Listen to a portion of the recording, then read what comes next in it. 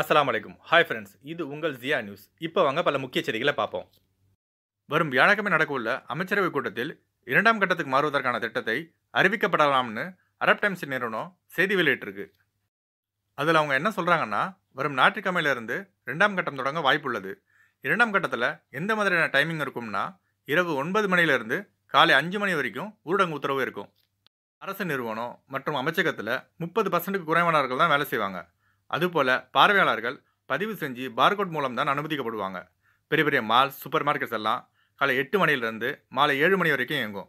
15 வயசுக்கு கீழ் உள்ளவர்கள் இந்த இடங்களில் உள்ள வர அனுமதி கிடைக்காது. அப்புறம் இனிமேல் எந்த ஒரு ஏரியாவையும் தனிமைப்படுத்துகிற திட்டம் இல்லைன்னு சொல்லியிருக்காங்க. ஃபர்வானியா, மஹபூலா இந்த ஏரியாக்களில் லாக்டவுன் ஓப்பன் பண்ணுவாங்க. ஜெலிபில் மட்டும் லாக்டவுன் இருக்கும்.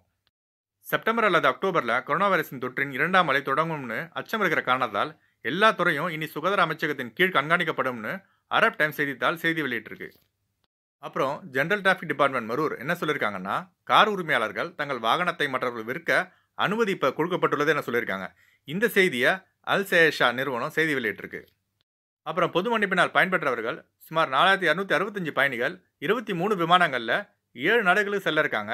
இதில் எகிப்து நாட்டுக்கு 6 விமானமும், இந்திய நாட்டுக்கு 12 விமானமும், மீதமுள்ள விமானம் Nepal, Qatar, London, Iran, Pakistan ஆகிய நாடுகளுக்கு செல்ல உள்ளதா சிவில் ஏவியேஷன் ஆஃப் குவைத் அறிவிச்சிருக்காங்க. அப்புறம் வந்தே பாரத் மிஷன் மூலமாக இதுவரைக்கும் சுமார் 1,25,000 இந்தியர்கள் நாடு திரும்பியிருக்காங்க.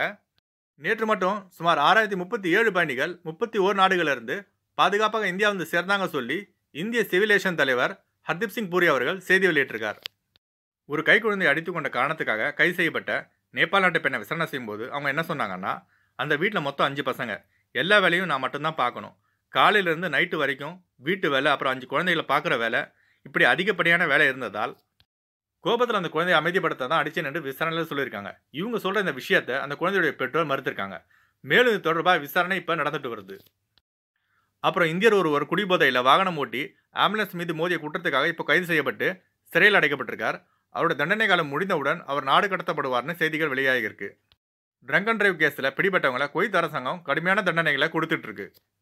இப்போ கொரோனா வைரஸால் பாதிக்கப்பட்ட டாப் 5 நாடுகளின் லிஸ்ட்டை பார்ப்போம். எப்பவும் போல் அமெரிக்கா தாங்க ஃபர்ஸ்ட்டில் இருக்குது.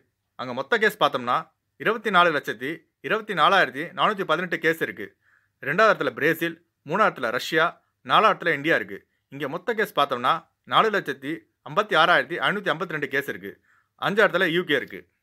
அப்புறம் ஸ்ரீலங்கா பார்த்தோம்னா 104வது இடத்துல இருக்குது. இங்கே மொத்த கேஸ் பார்த்தோம்னா 1991. இப்போ கொரோனா வைரஸ் வேர்ல்டு அப்டேட் பார்ப்போம். மொத்த கேஸ் பார்த்தோம்னா 93,59,741 கேஸும், மொத்த மரணம் பார்த்தோம்னா 4,79,879 மரணமும், இந்த நோயினால் குணமடைஞ்சவங்க பார்த்தோம்னா 50,46,305 பேராக உள்ளனர். இன்னைக்கு குவைத் தினார் இந்தியா மற்றும் இலங்கையின் எக்ஸ்சேஞ்ச் ரேட்டை பார்ப்போம்.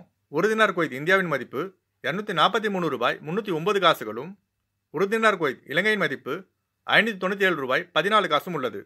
இந்த ரேட் நீங்கள் அனுப்பும் பேங்கை பொறுத்து சில ஏற்ற இறக்கம் இருக்கக்கூடும். ஓகே ஃப்ரெண்ட்ஸ், அடுத்த பதிவில் பல முக்கிய செய்திகளோடு சந்திக்கிறேன். நம்ம சேனலை சப்ஸ்கிரைப் பண்ணுங்கள், லைக் பண்ணுங்கள், ஷேர் பண்ணுங்கள். எப்போதும் இணைந்திருப்போம்.